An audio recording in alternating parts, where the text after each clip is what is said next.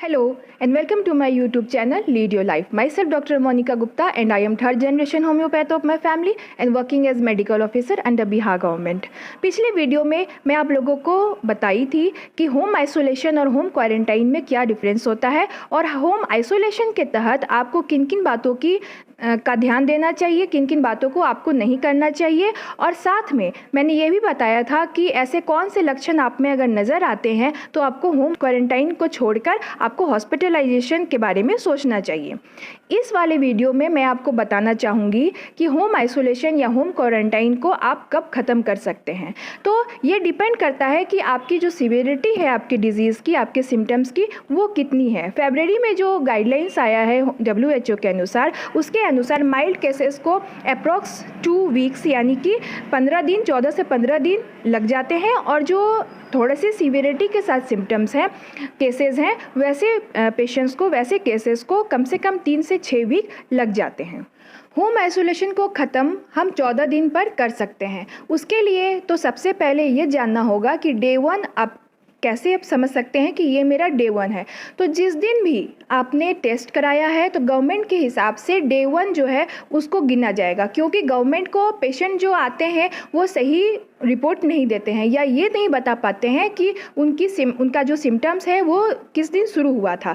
तो हम जो डॉक्टर्स हैं हॉस्पिटल के, वो टेस्ट के अनुसार डे 1 उस पेशेंट का हम गिनते हैं। लेकिन अपनी तरफ से आप उस दिन को डे 1 मान सकते हैं जिस दिन आपने सबसे पहले अपना सिम्टम महसूस किया। उस दिन से 10 दिन तक, यानी कि जिस दिन आपने पहला सिम्टम अपने आप में महसूस किया, चाहे वो फीवर हो सकता है, कफ हो सकता है, कोई भी सिम्टम हो सकता है, जैसे कि डायरिया हो सकता है या कान में दर्द हो सकता है या फिर अनईजीनेस भी हो सकता है, टायर्डनेस भी हो सकता है, या एक्सेस आपको अगर आंख में लालीपन आ गई हो या फिर मन भी अगर फीवरिश ऐसा हो रहा हो, ये सारे सिम्टम्स जो हैं ये सारे कोविड को इंडिकेट कर सकते हैं। तो आपने ये सिम्टम्स पहले दिन जब भी महसूस किया, उस दिन से 10 दिन तक आइसोलेटेड डे हम उसको मानेंगे। प्लस इसमें 3 दिन और आप इसको ऐसा 3 दिन जोड़ लीजिए जब आपको कोई भी सिम्टम अपने अंदर महसूस नहीं हुआ हो, तो आप समझेंगे कि मैं पूर्ण रूप से स्वस्थ हो गया हूँ। यानी कि 10 दिन तो आपको जो सिम्टम्स आए वो हो गए, और अगर 10 दिन के बाद 3 दिन ऐसे दिन गुजरे आपके जिस दिन आपने कोई भी सिम्टम अपने अंदर महसूस नहीं किया, तो आप अपने आप को फिट मान सकते हैं। अगर लास्ट 3 दिनों के अंदर अगर कोई भी लक्षण आप में अगर नज़र आ रहा है, चाहे वो कफ का हो या कोई भी अगर सिम्टम हो, वो अगर आपको परसिस्ट कर रहा है, तो आप समझेंगे कि हमको अपने आइसोलेशन पीरियड को यानी क्वारंटाइन पीरियड को और आगे कंटिन्यू बढ़ाना है। हो सकता है कि ये 14 दिन से इंक्रीज़ करके आपको 21 दिन तक भी इसको बढ़ाना पड़ जाए। 10 दिनों के बाद भी आपको 3 चीज़ कंसीडर करना है, क्योंकि ये 3 जो स्टेट है ये 10 दिनों के बाद भी कंटिन्यू कर सकता है, परसिस्ट कर सकता है। वो कौन से 3 स्टेट है जिसको आपको अपने अंदर ऑब्जर्व करना है। पहला तो एक इन्फ्लामेशन का स्टेट आपके अंदर परसिस्ट कर सकता है, दूसरा इम्यूनोलॉजिकल रिएक्शन आपके अंदर परसिस्ट कर सकती है, और तीसरा हाइपर कोगुलेटिव स्टेट आपके अंदर कंटिन्यू कर सकता है। तो ये तो मैंने आपको मेडिकल लैंग्वेज में ये स्टेट सारी बता दी कि ये अगर स्टेट आपके अंदर मौजूद होगा तो आपको आपके क्वारंटाइन पीरियड को आगे कंटिन्यू करने की ज़रूरत पड़ेगी। अब आपको इसको साधारण वे में समझिए कि इन्फ्लामेशन के स्टेट को आप कैसे समझ सकते हैं। पहला पॉइंट इन्फ्लामेशन स्टेट मैंने बताया, तो इन्फ्लामेशन के स्टेट को समझने के लिए आपको कुछ ब्लड टेस्ट कराने होंगे, जिसमें आपको CRP लेवल इंक्रीज़ मिलेगा, ESR लेवल इंक्रीज़ मिलेगा, और इसके साथ में IL-6 और फेरिटिन के वैल्यू भी आपको इंक्रीज़ मिलेंगे। और सिम्टम्स में आप क्या महसूस करेंगे, जो इन्फ्लामेटरी स्टेट है आपका, उसमें आपको अपने अंदर फीवर महसूस होगा। सेकेंड जो मैंने आपको पॉइंट बताया कि आपका इम्यूनोलॉजिकल रिएक्शन जो है वो इंक्रीज रहेगा। तो इस कंडीशन में आप जब टेस्ट कराएंगे अपने ब्लड का, जिसमें आप जो टोटल ब्लड काउंट है, CBC है, ये कराइए, उसमें आपके ईओसिनोफिल जो है वो घटे रहेंगे, लिम्फोसाइट्स घटे रहेंगे, तो आप समझेंगे कि आपका जो बॉडी है वो इम्यूनोलॉजिकल रिएक्शन के भीतर है और आपको अपने क्वारंटाइन पीरियड को बढ़ाने की ज़रूरत है। ऐसे कंडीशन में आपको कौन कौन से सिम्टम मिल सकते हैं, नज़र आ सकते हैं, तो आपके बॉडी के स्किन के ऊपर इचिंग हो सकती है, रैशेस देखने को मिल सकते हैं और साइनस टाइप ऑफ सिम्टम्स आपको नज़र आ सकते हैं। थर्ड जो मैंने पॉइंट आपको बताया वो है हाइपरकोगुलेटिव स्टेट। हाइपरकोगुलेटिव स्टेट को पहचानने के लिए आपको जो ब्लड टेस्ट करवाने चाहिए वो है डी डाइमर। डी डाइमर कराने के बाद अगर ये इंक्रीज मिलता है तो आप समझ सकते हैं कि 10 दिनों के बाद भी आपका जो बॉडी है वो हाइपरकोगुलेटिव स्टेट के अंदर ही है। अब हाइपरकोगुलेटिव स्टेट के अंदर होने से आपको क्या क्या खतरा हो सकता है, तो अगर डी डाइमर आपका बढ़ा हुआ है तो ये शो करता है कि आपका जो ब्लड है वो थिक है, यानी गाढ़ा हो गया है और आपको ये गाढ़ा होने की वजह से क्लॉट फॉर्मेशन हो सकता है।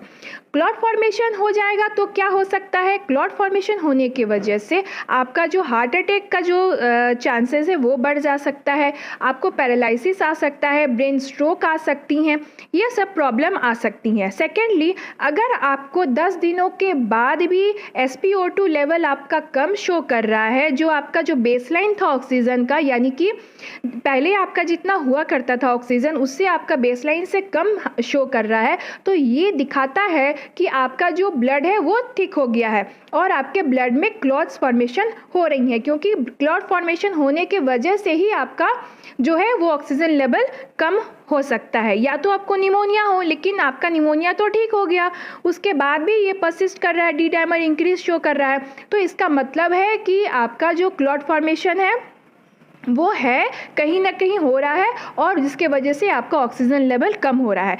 अगर ये तीनों वैल्यूज़ आपकी शो हो रही हैं आपके बॉडी के अंदर, तो आपको अपने क्वारंटाइन पीरियड को बढ़ाने की ज़रूरत है, यानी कि 14 डेज़ के अलावा आपको इसको एक्सटेंड करके 21 दिन तक भी ले जाना चाहिए। ऐसा नहीं करना है कि ये सब वैल्यूज़ को नेगलेक्ट करते हुए आप काम पे चले जाएं।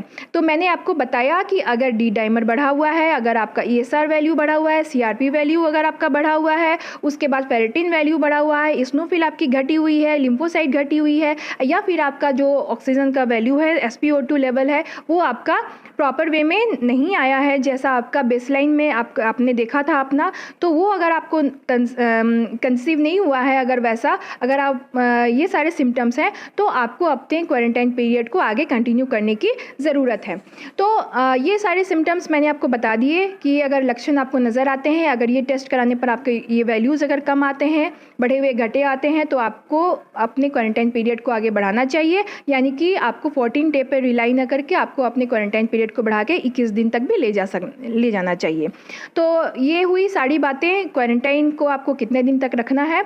और नेक्स्ट वीडियो में मैं आपको बताऊंगी कि आज के डेट में बहुत सारे पेशेंट्स ये भी मेरे से पूछ रहे हैं कि अभी जो पीरियड है वो टाइफाइड का बहुत ज़्यादा चल रहा है, जिसमें फीवर आ रहा है, कफ आ रहा है और फ्लू का भी कंडीशन है। तो ऐसे कंडीशन में आपको डिफ्रेंशिएट करना बहुत ज़रूरी है पेशेंट को, क्योंकि बहुत पैनिक हो जा रहे हैं लोग। अगर फ्लू भी हो जा रहा है या टाइफाइड भी हो जा रहा है तो भी लोग पैनिक हो जा रहे हैं। तो आपको डिफ्रेंशिएट करना आना चाहिए कि आपको जनरल फ्लू है या आपको टाइफाइड की प्रॉब्लम है जिसके कारण ये फीवर आ रहा है।